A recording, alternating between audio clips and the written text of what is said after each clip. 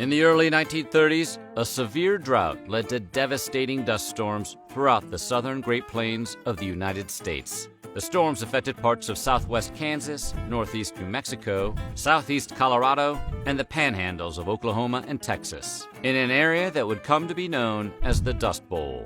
The lack of rain made farming difficult, and the Dust Bowl residents became desperate for food. People had to make do with what they had available and focused on nutrition over taste to make some creative cuisine. Today, we're looking at what people ate to survive in the Dust Bowl. If you live in a certain part of the United States, you've undoubtedly seen tumbleweeds roll by on a windy day.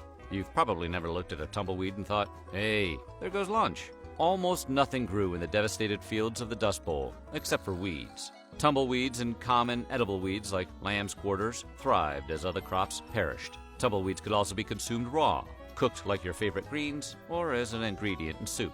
You won't find that one on Noodles & Company's secret menu. Out of desperation, families brined and canned the weeds to store for winter. It's not exactly Green Giant, but at least it was edible. Canning was crucial to survival. Nearly 4,000 community canning kitchens tried to provide food to struggling families. Thanks to the efforts of the Ball Canning Corporation, families learned the special canning skills they needed to preserve food during this difficult time. During the Great Depression, nutritionists emphasized the importance of milk, so it became a common ingredient in recipes from the period. One bizarre example of this is the strange case of popcorn with milk. Unlike popcorn at movie theaters today, popcorn was affordable for families hit hard by the Great Depression. Instead of taking out a second mortgage to buy a bag of the delicious puffed corn, you could often get one for only 5 to 10 cents. Adjusted for inflation, that's about $1 to $2 in 2021. Instead of slathering the popular snack in butter, hungry individuals poured milk onto the corn and consumed it as a meal. It wasn't even for breakfast. Popcorn with milk became a dinner-time staple as the main course. One could argue the meeting of popcorn and milk might result in a soggy mess, but it was just another meal born out of necessity. The taste of various foods wasn't a huge priority for many Dust Bowl residents. Food had to be cheap and filling, so people developed recipes with that in mind. The results were concoctions we likely wouldn't even consider eating today. Take the case of corned beef luncheon salad.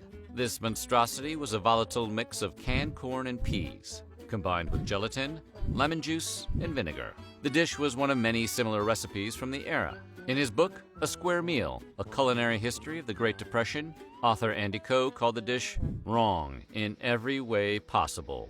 It may not be gourmet, but at least it's not meatless meatloaf or on a shingle.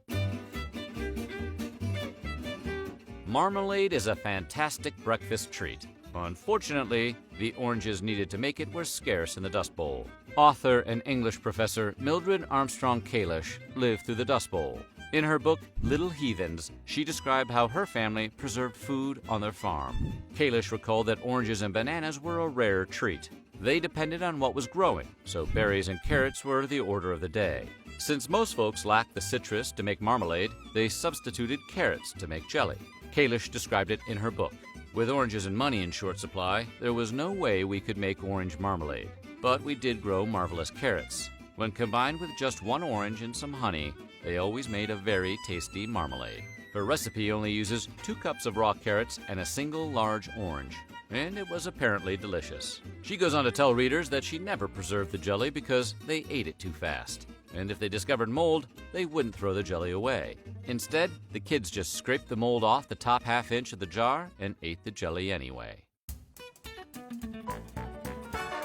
When cooking oil was in short supply, people substituted bacon grease for their cooking needs. In addition to her marmalade recipe, Armstrong spoke at length about the benefits of bacon drippings in her book. She cooked with it constantly, referring to it as her family's Tuscan olive oil. Sometimes her family drizzled the delicious grease over bread, eggs, or seasonal vegetables. It also goes great with beans. Where is that steamable frozen broccoli dripping with bacon grease? Many people who lived through the Depression passed on the value of saving bacon grease for later use to their children. There are still plenty of recipes and people online who swear by the versatility of the grease today. While you probably wouldn't eat the little yellow flowers today, Dandelions provided an unlikely food source during difficult times. Dandelion salad was one such recipe, and it was easy to make. It started with picking plenty of dandelions. Then you'd cut the flowers and roots off the plant. After discarding the dead leaves, folks rinsed the fresh ones with water to remove dirt. Sometimes the leaves were soaked in clean water or blanched to get them ready for a meal. The salad would be tossed together and sprinkled with lemon juice, olive oil, or salt. It ultimately created a nutty, slightly bitter-tasting meal that probably went well with bacon or cheese. Casseroles were a common dish in the Dust Bowl. Casseroles were ideal as a vehicle for nutrition in a time when food was scarce. But when we say casserole, we're not talking about baked ziti. Instead, casseroles were a jumble of nutritious and cheap ingredients. Many of them included a sauce made of flour, butter, milk, and salt. This white sauce found its way into many recipes from the era, especially casseroles. One of the worst offenders was probably spaghetti with white sauce casserole. This nutritional nightmare involved mushy and overcooked spaghetti noodles, boiled carrots, and the dreaded white sauce. Cooks baked the mixture in a tray until it was bland and ready to eat. The dish wasn't supposed to have much flavor or get your family excited about dinner. But does anyone get excited about casseroles? Take a minute to discuss that among yourselves. Everyone loves a slice of cake once in a while. But what do you do if you don't have the ingredients to make one? You improvise. People didn't let the lack of eggs, milk, and butter stop them from baking cakes. Instead, they used a blend of spices, flour, and sugar to make a unique dessert. Water served as a milk substitute, while baking powder and vegetable oil replaced eggs and butter, respectively. Unlike other Dust Bowl recipes, this depression cake was quite good. Despite being granted a patent in 1935, instant cake mixes didn't really take off until after the Second World War. So these cakes were a good alternative during a rough time. Protein is an integral part of everyone's diet. Jackrabbits filled this role admirably for Dust Bowl residents. A meal of jackrabbit, biscuits, and beans was almost a staple meal. In an area where virtually nothing was bountiful, jackrabbits were the exception. The rabbits thrived in the warm, dry weather, and hunting the rabbits served a dual purpose. The first was to provide an essential source of food.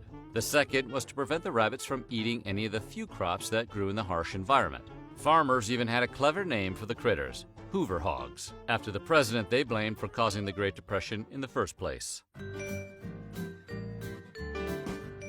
Pickling has been a means of preserving food for thousands of years, so it would make sense to prepare for hard times by preserving as much food as possible. And that's what people living through the Dust Bowl did. People pickled berries and other fruits during the summer. The storage-friendly fruits could be bartered or canned for special occasions. Pickling fruits is a pretty straightforward dinner-time activity. Just simmer whole or sliced fruits in a syrup made with vinegar or lemon juice. Afterward, you've got a healthy, portable food that'll last for a while. Breakfast during the Depression was a unique affair. Along with potato pancakes and milk corno, cornmeal mush was one of the several breakfast foods popular among Dust Bowl residents. While it's not as strange as some other options, it's not something most of us think is a breakfast food. Similar to polenta, cornmeal mush can be made by boiling any grind of cornmeal in water until it thickens. It has a mildly sweet flavor and could be eaten with milk or fried for other recipes. The result was a surprisingly tasty and robust dish that helped keep people fed in times of great need. In other parts of the country, soup kitchens and bread lines helped feed the country. But soup especially became an essential part of the Great Depression diet. They were especially important in the Dust Bowl. Soups made from dried beans or peas became a household staple. A typical recipe might call for half a cup of pinto beans, half a cup of black-eyed peas, and whatever veggies were available. People used flour and water to thicken the soup and often kept a pot of soup on their stoves around the clock. Eating soup was another way of getting plenty of nutrition quickly and helped the people of the Dust Bowl survive their devastating predicament.